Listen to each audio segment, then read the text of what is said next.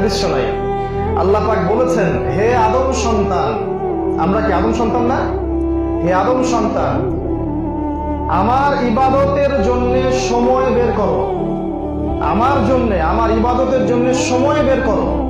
যদি তুমি আমার জন্য সময় দিতে পারো তাহলে দুইটা তোমাকে ফজিলত আমি দিব। একটা হচ্ছে তোমার সমস্ত টেনশন আমি দূর করে দেব, টেনশন বলে কিছু আপনার থাকবে না, এবং তোমার সমস্ত দারিদ্রতা আমি ঘুচিয়ে দিব।